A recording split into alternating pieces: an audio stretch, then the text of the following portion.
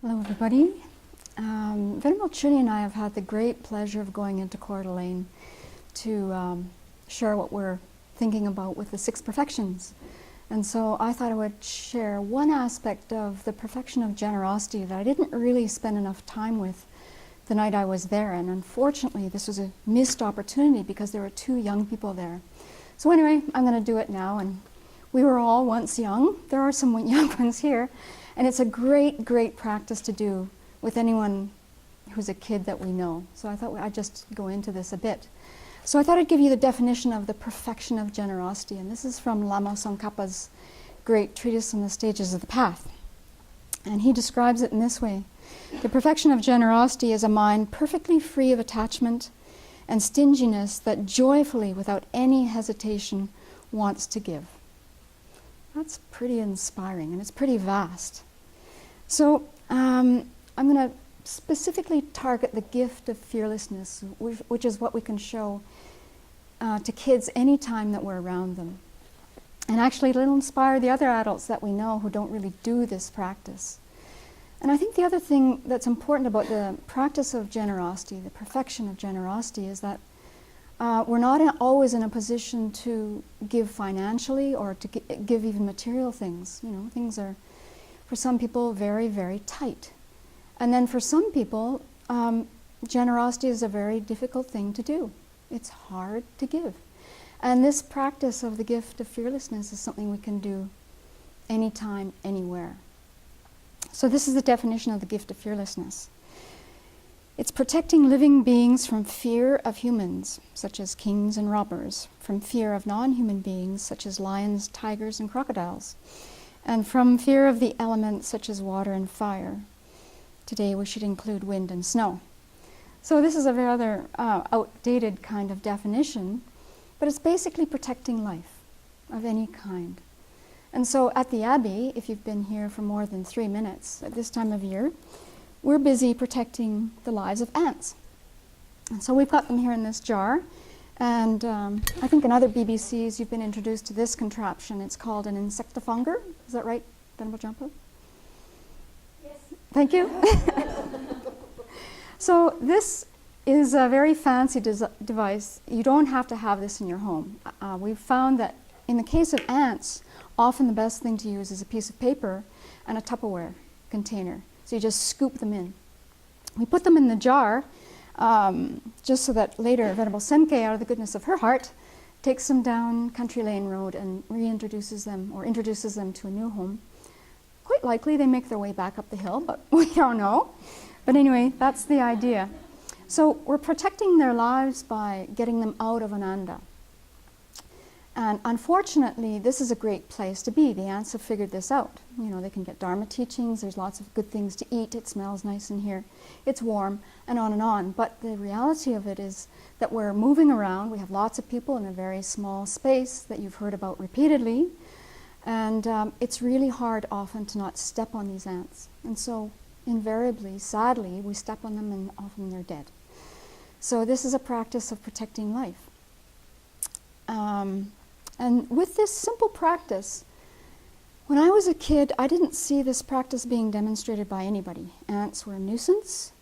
We got rid of them in any way we could, and that meant ending their life. And quite often we hear from friends that if there's an ant infestation, people resort to chemicals because they want them out now. So this is the practice that we can engage in. And it's called perfection because actually we have to practice this and we have to grow into it. So I thought I'd talk about how the other 5 perfections come into this simple act of saving a life. And so the next one we can think about is the perfection of ethical conduct. And with that perfection we think about the 10 non-virtues. And the first non-virtue is avoiding killing. So the act of saving a life is acting against not killing. And then there's the perfection of patience or fortitude. I encounter this a few times when I see ants on the floor. I have to stop in my, wherever I'm headed, to go and find the insectifunger or some paper and a Tupperware cup and try and chase the ant around for a while. So I have to admit, sometimes I get a little bit irritated. I have to do this chase.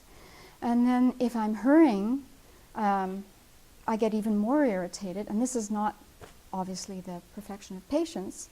So I have to really stop myself and think, okay, this is a really great opportunity to slow down and save this life and put it in the jar. And the other way that I can see that perfection of patience is not happening is I'll notice someone else in the community who's also going to the tea counter, just like me. And they're not noticing that ant. So why aren't they noticing that ant and saving that ant's life? Why do I have to do it? So again, you know, it's probably in their case just an inattentive cognition. They didn't see the ant. Or they're letting me do it, and they're letting me have the opportunity of getting all this merit. Thanks very much.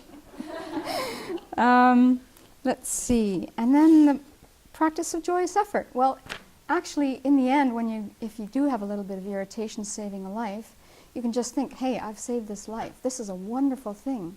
And that brings naturally this feeling of joyous effort. And so,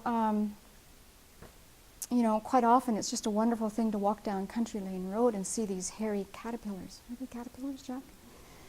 And, you know, they're just sitting on the road and there's a car coming and they're helpless. And so it's quite great to just, you know, gently pick up this little creature and put it to the side and, you know, yes, you know, I've saved this little life. Oh, and then there's the opportunity to say mantra to all these little beings. So again, you know, we're sharing the Dharma with these beings. And lots of people think, well, I have no capability of sharing the Dharma right now. I've only been to one class. I've only done 1 week of SAFE. I don't know anything to share with people. Well, we can. We can say mantras to these little creatures. And then, well, there's the perfections of concentration and wisdom, and I don't know that that's so appropriate to share with a young person. But what we can tell our young friends is that we're creating the merit to develop wisdom and concentration. And that, I think, is good enough. So these are very compelling reasons, I think, to practice this gift of protecting life. The last thing you can share with a young person in your life is just to dedicate all the merit that they've created. And this doesn't have to be a Buddhist kind of thing. You can just coach your little friend thinking that, you know, we've just done something very beautiful, and let's just share that in the form of light and just let that light spread all throughout the universe. And I think a young person would really get into that. So we can do this for our little friends, we can do it for our peers, and we can really rejoice that we have this opportunity to give a gift in every moment.